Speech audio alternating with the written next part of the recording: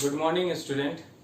Today we discuss class 6 second chapter geography second chapter globe. You know that the earth is very big and we cannot see in whole earth with direct ways. For that we use a model of earth that is called globe. To study the earth we use a small model that is called globe. Globe also denote continents and oceans, all continents and oceans, and directions and distance. जिस तरह का direction अर्थ में है उसी तरह का ये जो मॉडल बनाया हुआ है जिसको हम लोग ग्लोब बोलते हैं, सेम उसी तरह का जितने कॉन्टिनेंट्स अर्थ पे है, जितने ओशियन अर्थ में है, सभी को वो दिखाता है एक मॉडल की तरफ में. Easily carried. अब देखिए ग्लोब को आसानी से ढोके ले जाया जा सकता है एक जगह से दूसरे जगह पे. उसके बाद मूवमेंट ऑफ द अर्थ.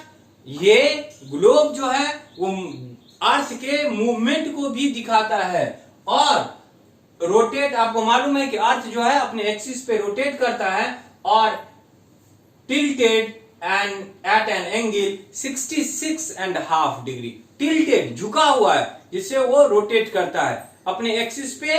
अर्थ जो है वो झुका हुआ है. सेम उसी तरह का ये मॉडल है. अब इस बात को समझने के लिए हम कुछ डायरेक्शन का इस्तेमाल करेंगे. जैसे ये देखिए, ये अर्थ हुआ, ये इक्वेटर दैट इज 0 डिग्री. इससे ऊपर चलेंगे 23rd हाफ नॉर्थ, एंड इससे ऊपर that is this one 66 half north, and this one is pole, north pole. Same here, this one is south pole, this one 66 half south, this one 23rd half south. The direction हमेशा ऊपर की तरफ जो होगा वो north direction होगा, नीचे की तरफ साउथ डायरेक्शन, और इस तरफ में और ईस्ट रखिएगा, इस तरफ में वेस्ट हम रखेंगे. अब यहाँ पे आपको देख करके पता चला होगा ऊपर हमेशा जो होता है वो आर्कटिक ओशियन है और नीचे एंटार्क्टिक ओशियन है. इसको हम साउथर्न ओशियन भी बोलते हैं क्योंकि नीचे साउथ है. अब देखिए 90 degree that is north pole. मतलब ये जो 90 डिग्री है वो क्या हो गया, ये नॉर्थ पोल हो गया.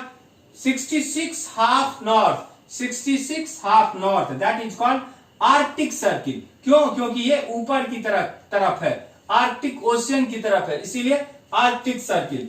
23 half north, this one that is called tropic of Cancer. और ये आपको मालूम है ये तो इक्वेटर है, 0 degree equator.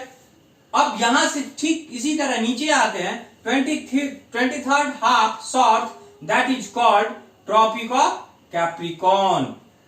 66 half south that is called Antarctic, ये नीचे की तरफ है एंटार्क्टिक, और 90 degree south that is pole. ये इसी बात को हम लोग कैसे समझेंगे, ये किधर डायरेक्शन गया हुआ, इसमें आप देखेंगे वेस्ट से ईस्ट की तरफ में सारा डायरेक्शन गया हुआ, that is called parallel, that is called lines of latitude और पैरेलल. ये इक्वेटर, इससे ऊपर जाएंगे 20 डिग्री, इससे ऊपर जाएंगे 40, और इससे ऊपर जाएंगे 60 डिग्री. ये ठीक इक्वेटर से इसी तरह नीचे आएंगे 20 डिग्री, 40 डिग्री, 60 डिग्री, और ये पोल. तो इसको ये पैरेलल लाइन हुआ that is called latitudes. Parallel line, latitude, parallel lines from west to east या ईस्ट टू वेस्ट. ठीक इसी तरह का काम होता है. अब क्या होगा, ये पैरेलल, यहाँ पे वर्टिकल ऊपर से नीचे, मतलब कि नॉर्थ से साउथ. तो ये जो लाइन देख रहे हैं that is called Greenwich meridian that is 0 degree. उसके बाद फिर उसी तरह से जैसे यहां पे था 20 degree, 40 degree, 60 degree, these are in east, and these 60 degree west, 40 degree west, and this one 20 degree. These are called lines of longitude या meridian.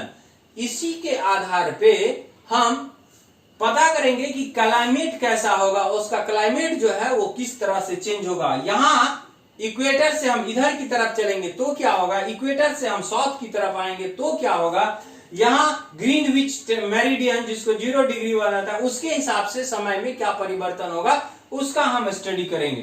तो फिलहाल ये आप देखिए कि ग्लोब जो है वो एक मॉडल है, सेम अर्थ को डिनोट करता है, और अर्थ के बीच में मान लीजिए जैसे बहुत ज्यादा दूर है, एक जगह से दूसरे जगह का आपको डायरेक्शन डिस्टेंस पता करना है, तो उस ग्लोब के अनुसार हम उसको काउंट कर लेंगे और उसको फिर माप लेंगे। तो ये सब हमें मदद करता है ग्लोब। अर्थ का ठीक हूबहू मॉडल है, बहुत छोटा स्मॉल मॉडल है, आसानी से इसको कैरी कर सकते हैं। और अर्थ में बहुत सारे डायरेक्शन होते हैं, नॉर्थ हमेशा ऊपर की तरफ होगा बताया, साउथ हमेशा नीचे की तरफ होगा, वेस्ट और ईस्ट, वेस्ट ईस्ट या ईस्ट वेस्ट की तरफ that is parallel, and north south that is called longitude, that is called longitude. In next video we discuss latitudes and longitudes and how they work. Okay, thank you very much.